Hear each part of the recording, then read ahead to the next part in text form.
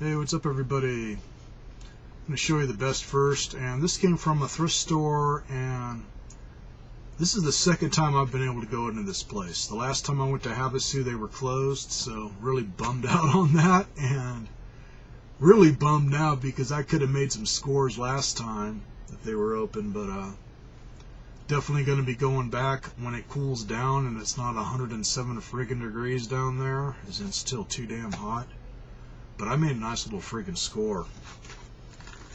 As in, they had a shelf set up with a bunch of PS2 and Xbox games, a few GameCube and whatnot, but mostly just sports stuff, but a lot of them. And then they also had a few boxed Nintendo and Super Nintendo games, and then some other oddball stuff. Anyways, for Nintendo, as in the entertainment system, got Joust. And this one, I'm thinking the only reason it looks the way it does on the box is because it's just been passed around so long, but the game inside and the sleeve and instruction manual look mint condition. There is not a scratch on this, and the sticker looks perfect. So, very cool. Always happy when I find official arcade games for any of my systems, as in that's when I played the death of the arcades when I was a kid.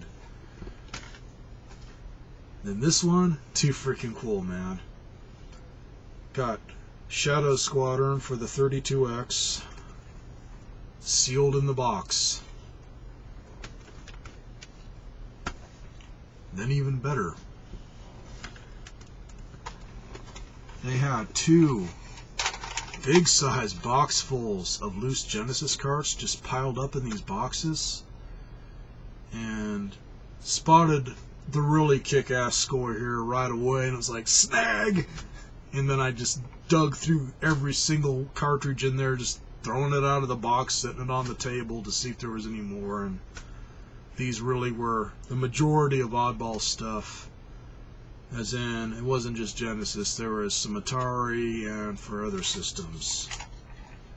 Anyways, for Atari, two of them I passed up for the 2600. One of the games I didn't have it, I did not recognize it, but it was trashed, so no biggie. But for the Jaguar, as in Jaguar games, had Super Burnout, Raiden, and Hover Strike. And then this was the biggest oddball, and figured, what the hell, man, if it's a few bucks even, I'll take it just to have one in my collection.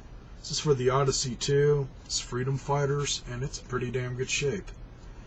Don't have an Odyssey 2 yet, but usually when I find systems, there's no games with it, so if I ever find one, now I got one to test it out with. Anyways, now for the heart attack. For the Jaguar games, the Odyssey game, the 32X game, and the Nintendo game, $6 for everything, as in $1 a piece, man. I don't know if the dude was being generous beyond the counter or what, but definitely gave me incentive to want to go back to that store. Very cool. And even though I can't remember the name of it, man, this one's easy to find. It's like right off of the freeway before you turn off to do London Bridge and whatnot. And it's on the side of London Bridge and the lake. Now, for pawn shops, this pawn shop was just down the street from this one, and out of all names that they chose for this new pawn shop, they called it Pawn Stars. Not many thinkers around here, but whatever, it works. And I like this place, even if they are a little bit pricey, but they had a lot of old school stuff for games. Anyways, for the Sega Master System, got Choplifter, box to complete. And then this one's just missing the manual, but no big deal. It happens to be a light gun game. Got Rambo 3 for the Sega Master System. And $5 a piece. Like I said, a little pricey compared to what I've been finding them for around here, but for boxed, I don't mind. Now the last pawn shop I hit, and I seem to keep finding the same stuff there. As in, I think this is my third copy of this now, but I couldn't pass it up for $1. Hold it up to the light again just to make sure. Yep.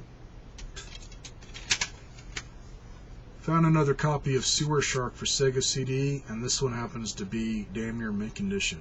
The disc looks almost perfect. There's like maybe a couple tiny, and I mean tiny little scratches, like it hardly got played. Which is crazy for that one. The reason it's in this jewel box isn't them. It's because this was the pack-in game. I think for just the Model 2 Sega CD. I don't know if you got this with the Model 1 or not, but it would have came in like a cardboard sleeve. At least that's what I remember when I got my first Sega CD system, so surprising to find it not trashed. Then out of all their movies, they had one Blu-ray there. And this is one of those double features. Got 13 Ghosts and House of Wax for $6, and the 2 Blu-ray discs in it look brand new, so not too bad. That pawn shop, I can't remember the name. I don't even think of the name of it, man. I just check it occasionally. It's not one that's a real big deal to go to. He does have a lot of old school games there. It's just when he gets them in, they are usually really, really trashed. As in, he had some stuff for PS1. He had some stuff for the Dreamcast, and I mean, they look like somebody just taking sandpaper to them, and they're still trying to sell them. So, like I say, very weird to find one that's mint looking. So, that's the end of this little haul. Might be hitting the swap meet this weekend, don't know. So if I find anything cool there, like another $20 bayonet, I'll be doing another video this weekend. As in, if I don't go there, it'll be because I'm pigging out over a Golden Corral. As in, my birthday was yesterday. Got 42 new gray hairs for my birthday and some liver spots. And my brother-in-law, his was the day. So we always celebrate our birthdays together. So they're going to come out on the weekend. But I do want to hit the swap meet again just to see if that idiot brought out anything else like that bayonet, man. As in, I spotted one at one of the gun stores where I knew I'd seen one, and the guy wanted $175 for it, and it didn't even have the original scabbard. The only thing that was better on it was the blade was all nice and shiny.